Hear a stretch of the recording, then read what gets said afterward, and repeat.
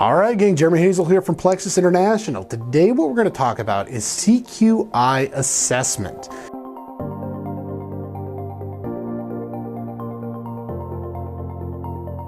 Now, when it comes to CQI Assessment, one of the things that you're going to get challenged on if you're the one doing the assessment is one, how do you prove you did it? And secondly, how do you prove that it was effective? Now, you might get challenged by your certification body, you might get challenged by your customer, or you might, if you are the customer coming down to audit your supplier, you're going to get challenged by your customer regarding your supply base.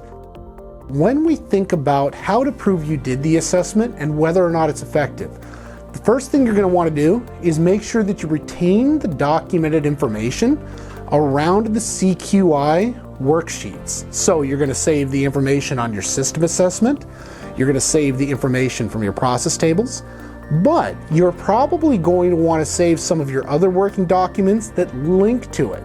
So things like your FMEA, your control plans, some of the check sheets that you use to verify some of your settings. I always operate under the idea of 3 levels. The first level shows my documentation.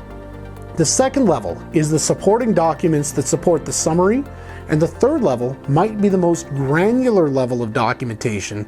And once you go through 3 levels, you know that there's been a solid series of work done and that there's depth, not just the existence of an assessment.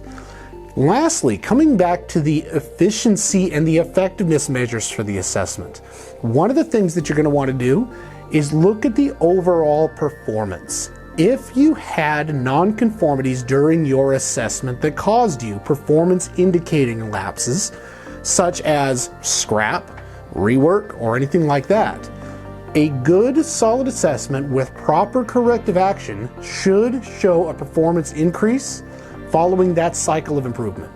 So that's a little bit on how you can prove you did the assessment, some of the things you need to retain regarding the assessment, and how you know whether or not the assessment was effective.